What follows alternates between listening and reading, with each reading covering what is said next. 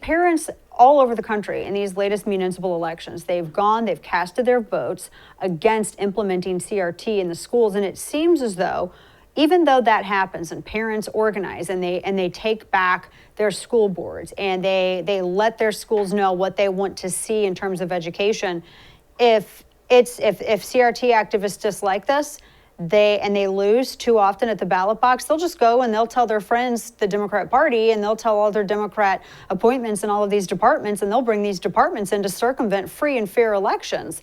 So how to stop this? How to hold these completely, it just seems like lawless government agencies, these departments, accountable? Yeah, I mean, you had the DOJ and FBI, now you have DOE on top of it. What do you make of all this?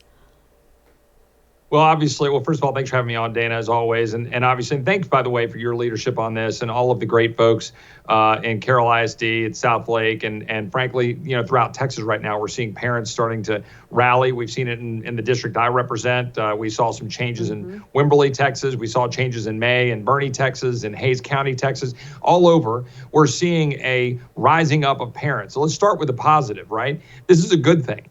If a positive can come out of this COVID debacle, it's that the veil has been lifted on a corrupt education system. The corrupt education system that for too long has been teaching our kids that America is evil, that everyone here is racist, and that we should be apologizing for who we are as Americans. And you know what? The American people, parents, have had enough. They're saying, I don't want any more of this. So then you see what happens. We start winning because the American people are smart and we want to take our schools back. Then what happens is the Biden administration, with all of its infinite wisdom and infinite power, it believes, is going to then come in and go after all of those parents. We saw it unfold in Loudoun County and what happened with Scott Smith and his daughter and what happened in those schools, and that the FBI would be used to target parents. And now the Department of Education Office of Civil Rights is now going after, it appears, Carroll ISD. All of this is coordinated. All of this is purposeful. And the way to fix it is to keep fighting, is to keep taking the schools back. And then for people like me in Washington, we need to get in the majority. And when we have oversight capability, we need to haul every one of these people before the committees and make them answer for what they've been doing to target the American people. Yeah, I'm talking with Congressman Chip Roy. Congressman, Title IX apparently is being cited by the Department of Education Civil Rights Division as to why they just need to overstep parents when it comes to Carroll ISD. And I've spoken with a number of attorneys on this, and they all say, oh, there's no way that they can get away with this. I mean, they have no role in this. This is out of their jurisdiction. That's not a Title IX violation. But it doesn't seem to stop people from using it as the basis for investigations to try to silence parental dissent. So how to push back on something like that? How do you stop it? Well, let's pause and look at another issue. What was the response of the Biden administration? And frankly, some of my colleagues in Congress, Democrat colleagues, in response to the Rittenhouse verdict. It was to say, oh, we better federalize this. Never mind that he was acquitted by a jury of his peers. Never mind that state law can figure that out. No, we, the geniuses and experts in Washington, D.C., are now going to come in and we're going to tell you that we know what's best. And we're going to use the power of the federal government to come in and try to tell you what we think ought to happen. We will fight that. We will fight that in court. We will win most of those battles, but they take time. And at the end of the day, the most important thing to remember is that the people are sovereign. I gave a speech 2 weeks ago at the University of Virginia with my friend Rich Lowry from National Review in defense of Thomas Jefferson. And my defense was basically that he's a flawed man, just like you, just like me, just like everybody we know. And as Christians, we know that and we believe that our faith is the thing that gets us through those flaws. But we don't venerate Thomas Jefferson because he's somehow a great human being per se. We venerate him because of the principles articulated in the Declaration of life, liberty, and the pursuit of happiness. And because we believe in principles, not princes. We, the people, are sovereign. The consent of the governed is what wins here. And we're winning that battle at the state and local level. Too often, Republicans have gotten distracted by shiny objects. We chase all of these issues in D.C. You go win at the local level. Go take your schools back. Stop paying taxes to a school that teaches your children that America's evil. If we do that, we'll win, and we'll win in the courts. Don't worry, we'll have everybody's back and keep fighting for them. No, I like that. And Congressman, I like when you said, well, stop paying taxes. Honestly, I don't even know why some of our property taxes need to be going to some of these districts if they're not going to be listening to parents in the first place. I mean, it's insane to me. Now, looking at the DOJ and Merrick Garland, the FBI and DOJ haven't walked back. I mean, correct me if I'm wrong on this. Maybe they did today. I know there's been a lot of coverage on the Wisconsin stuff. But I haven't seen them walk back their intimation that parents are domestic terrorists, even though the National School Board Association's already apologized after you've had, I think, 12, 13 now school boards, states from across the country saying, no, we don't want to be associated with you. We're not associated with this statement. You did wrong. You messed up by. But yet DOJ, FBI, they haven't said anything. No peep. I guess they still believe this. Well, it's pretty amazing, actually, that the Attorney General of the United States would not be clarifying what he said under oath in front of both the House Judiciary Committee, on which I serve, and the Senate Judiciary Committee.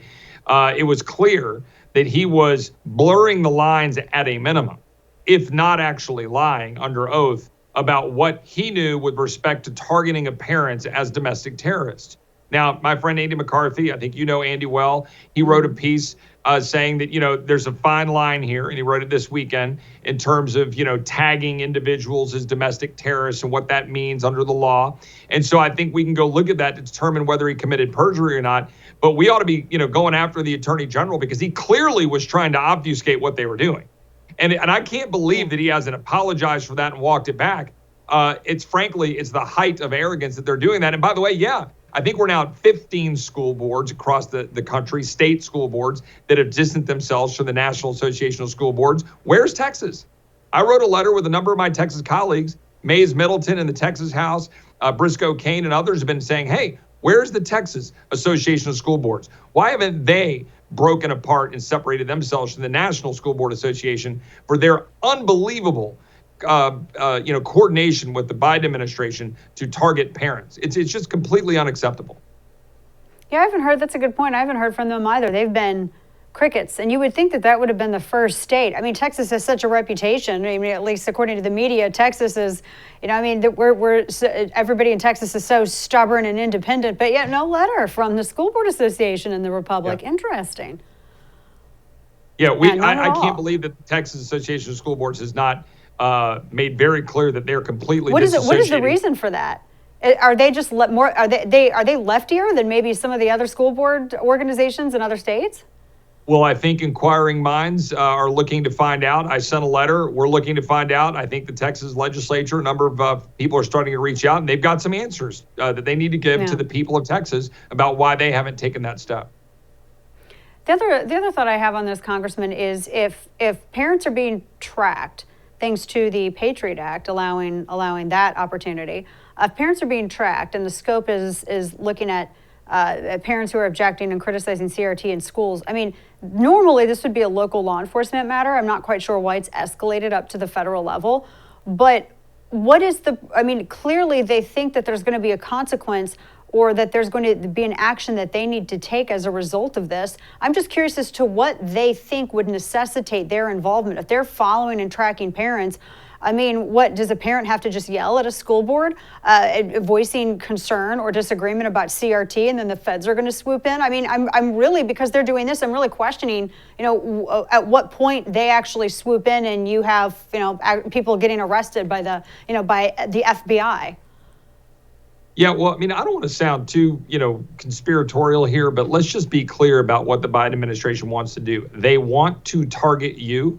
They want to target me. They want to target every other God-fearing conservative American out there. It's clear. We see it right now with respect to the Rittenhouse reaction that they now want to try to federalize going after him. We see it with the school boards, literally targeting parents. It's just unconscionable what they're doing.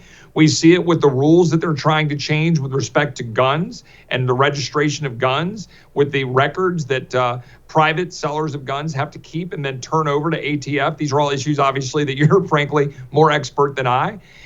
These are all things that are happening in real time with the power of the federal government. What's happening right now with the vaccine mandates, right?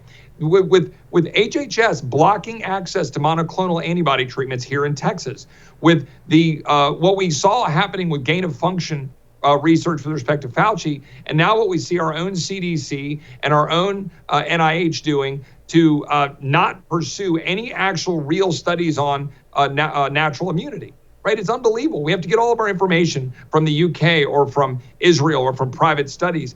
But our government, they want to block that. Why? Because they want to use power and they want to be able to go after the American people. They want to shut down small businesses who won't comply. And that's purposeful. They are perfectly delighted to shut down small businesses. They are perfectly delighted for our best men and women in uniform in CBP or in our armed forces to quit. They don't want solid, strong conservatives working there. They want to try to push them out. So my advice, this is the advice I gave to the kids at the University of Virginia, don't bow down. Don't back down. Hold the line. Go into court. Sue for your rights. Come to Congress. Force your members of Congress to stand up for you. And Republicans, not one Republican should vote to fund the United States government next week on December 3rd if we have vaccine mandates in place, taking away the liberties of the United States and every other one of these issues that are taking the liberties of the American people away from them as we head into Thanksgiving in particular.